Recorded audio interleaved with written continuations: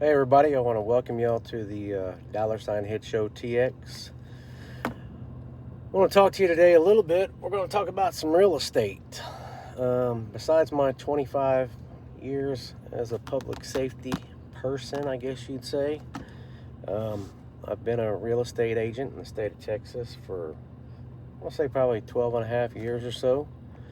We're going to talk a little bit about the Texas Hill Country since I am in Fredericksburg, Texas at the moment, or as we that have been around the block know it as Fritztown or Freddyburg. And the question is the Texas Hill Country real estate still booming? Everybody keeps asking that same question. And, they want to know, has the Texas Hill Country boom finally come to an end? And that's a pretty good question to ask. Well, but it's kind of two-parted. Yes and no. If you're expecting homes in the area to sell in 24 hours for $100,000 over the asking, those days are pretty much gone. But if you think that the Hill Country is dying off, that you're looking at the wrong data probably, because the numbers don't say that. They do have a different way to look at it. What has changed? Well, back during COVID times, of course, everyone wanted out of the cities.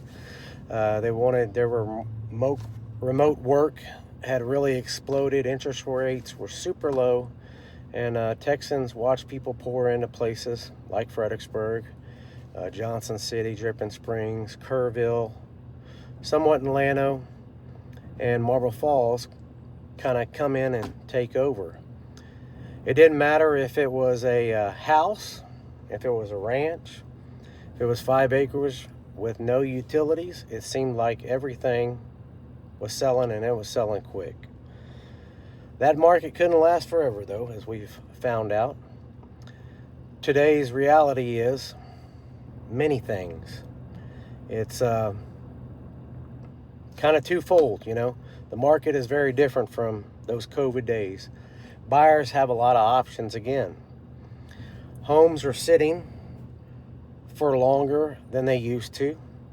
Price reductions are becoming a norm nowadays. Interest rates have changed significantly, and that has made it more difficult for what people can afford. That doesn't mean the market has crashed.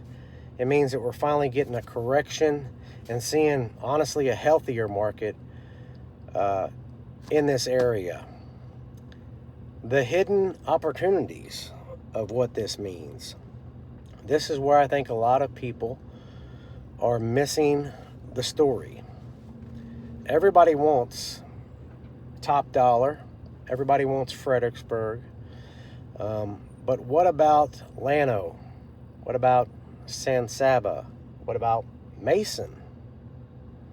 If you go a little further west or a little further north, those communities really still offer value, room to grow, and a quality of life that's hard to find, frankly. The infrastructure is a problem, can be, but it has improved. Jobs are continuing to move west, and those towns could benefit in years ahead. Things that we need to know as buyers. There's lots of things, actually, you need to watch. If you're thinking about buying in any of these areas, don't overpay. Number one, because you're afraid somebody else will. Negotiate. Ask for repairs. Ask for closing costs. Slow down, take a hard look at what you're doing, and make a smart decision. Real estate is a big purchase. This market we're currently in gives buyers leverage they haven't had in several years, especially in these areas. Now, for my sellers, make sure that if you're going to sell, you get a real estate agent that knows the area and knows how to price it aggressively and appropriately. And forget what your neighbor said in 2022. Today's buyers are educated. They are comparing prices. they're looking days on market. If you price your home correctly, it will sell. But if you decide to chase the market, you will likely end up with price reductions and days on market. Really, in closing, is the hill country boom over? I don't think so. It's just getting corrected. I think the easy money is over for sure. Now we're getting back to what a real estate market should look like and always be about. It should be good properties, fair prices, smart buyers, motivated sellers. Yes, that's right, motivated sellers, and long-term investing. That's not a bad thing. That's a healthy market and what we should all be really striving for. Once again, I'm your host here on the Texas Shiite Show. It's been a real treat to have you on here, and I hope you appreciate my short that I made for you. A little teaser.